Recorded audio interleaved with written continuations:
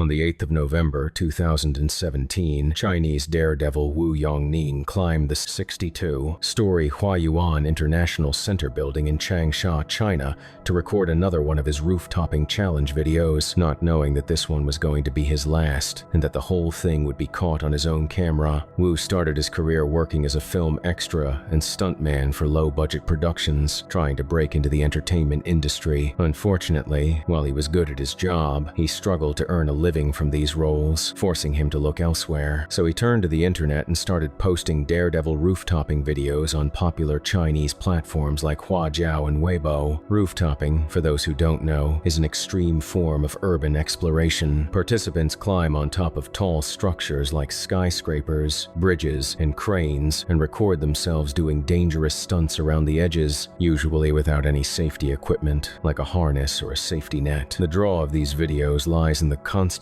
ever-present risk that a single slip or misstep could be fatal, but Wu needed to stand out if he wanted to make a career out of it, so he took things a step further. Instead of just posting videos about sitting or standing close to the edges, Wu posted stunts like hanging from ledges by his fingertips, doing one-arm handstands on top of 70-story buildings, and performing pull-ups over open air until he was close to muscle failure. This allowed him to gain an audience from the get-go, giving him the confidence to continue down this path. Over the years, he posted hundreds of videos and live streams to various platforms and managed to earn thousands of followers on Weibo alone. These videos made this his full-time career. Doing these crazy stunts allowed him to earn a better life for himself and his loved ones. There was just one massive problem. Creating viral stunts for an online audience means the creator can never slow down. Each video has to be crazier than the last one, or the audience becomes bored and moves on, leaving them without an income. However, the crazier the stunt is, the more likely it is to turn lethal. Sadly, that's exactly what happened with Wu in November 2017. He came across a competition promising 100,000 yuan, roughly $15,000, to the video that went the most viral. Wu needed this money badly. His mother was seriously ill and needed medical treatment he couldn't afford. He also wanted to save the rest for something even more personal. You see, Wu was planning to propose to his girlfriend Jin just 2 days after this stunt. He had already planned everything. He just needed the money first. So, on the morning of November 8th, he climbed to the roof of the Huayuan International Center building to film the most jaw-dropping stunt yet. Most people aren't allowed to climb to the very top of these buildings, so Wu entered alone, took the elevator as far as he could, and made his way up the rest without permission, adding life-threatening risk to this challenge before the camera even began rolling. After reaching the roof, he set up his camera on a nearby ledge to record himself and started lowering himself over the edge. First the right leg, and a few seconds later, the left. However, instantly, something was not right. He looked like he was struggling to hang on and had to readjust his grip multiple times. He was potentially already exhausted from the climb to the top, but he didn't have the time to rest before someone from building management might notice him and escort him back down. So he went ahead with the stunt anyway, proceeding to do the pull-ups he was most well known for. The plan was to pull himself back up to safety after the third pull-up. He had done the same dozens of times in the past. Unfortunately, things did not go as planned. The video showed him struggling to pull himself back over the edge after the third pull-up. He tried to use his feet, but the side of the building was too smooth to generate any traction. Wu kept trying until his grip finally failed, sending him plunging 45 feet onto a lower terrace below. He did not survive this fall. Since he was completely alone when recording this video, no one knew what happened to him right away. His girlfriend Jin filed a missing person report when he didn't return home that evening, but it wasn't until the following morning that a worker at the building discovered his remains. His death wasn't even confirmed publicly until a full month later, when Jin finally posted about it on social media after fans grew worried that Wu had gone completely silent for weeks. In her post she wrote, "Today is December 8th. It makes me think of November 8th, the day you left us and left this world." Wu Yongning wanted a better life for himself and his loved ones. Sadly, the risk he took for this viral stunt cost him everything. There is a YouTube channel that most people have never heard of. It was created on the 30th of June, 2014 by a man named Bill Meath. No fancy editing, no high production value, no special effects, just a single static camera pointed directly at him, video after video after video. And yet, something about it was deeply unsettling. Bill's content was entirely focused on religion, on faith, on his personal journey towards something greater than himself. Did it ever dawn on you how much God loves you? Have you stopped to think?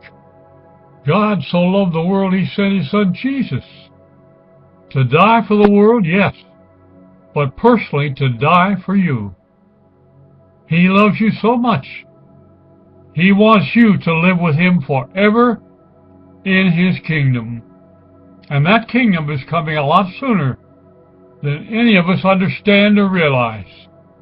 It felt like watching someone's private diary, except the camera was on, like sitting in the room with a stranger as he poured out the most intimate parts of his soul. But that wasn't the disturbing part. The disturbing part was what was happening to him. With every single upload, Bill looked worse. His face was changing. His body was changing. He was losing weight at an alarming rate. His features were becoming distorted. His eyes, once full of life, were growing dim and tired. Video by video, week by week, viewers watched as this man slowly, visibly wasted away right in front of them. Then came the video that answered every question and broke every heart. Bill revealed that he had been diagnosed with an aggressive form of cancer. It had started as something so simple, so ordinary, that most people wouldn't even think twice about it. A toothache. That was all it was in the beginning, just a toothache. But that toothache had developed into a tumor, and by the time it was caught, it had already taken hold. He told his viewers he had hope, that surgery could help, that he was going to fight, and so he kept filming. In the videos that followed, the swelling on the right side of his face became impossible to ignore. It was visible, it was painful to look at, and yet Bill never hid it. He never turned the camera away. He never stopped talking about his faith, about Christ, about what it meant to suffer and still believe. He kept going, week after week, upload after upload, until the 21st of October, 2014. That was the day Bill uploaded his final video. The title was 10-Hour Surgery Tomorrow. There was no voice in it, no narration, no words spoken out loud, just silent footage and text on the screen, asking his viewers to pray for him, for his surgeon, for the outcome. And then, nothing. The channel went completely silent. No follow-up video, no update from family, no message from friends, no official statement from anyone, just silence. The kind of silence that says everything without saying a single word. Based on everything viewers saw in those final videos, most believe that Bill did not survive that surgery, that the man who had spent 4 months filming himself through the most painful chapter of his life never got to film the ending. Bill Meath's channel is still there today, untouched, unchanged, a digital memorial sitting quietly in a corner of the internet that most people will never find. Every video still uploaded, every prayer still on the screen, every moment of decline still visible for anyone who stumbles upon it. And that is what makes this story so different from anything else on this channel. There is no crime, no villain, no shocking twist, just a man and his camera and his faith and the slow, painful, deeply lonely reality of what it looks like to face the end.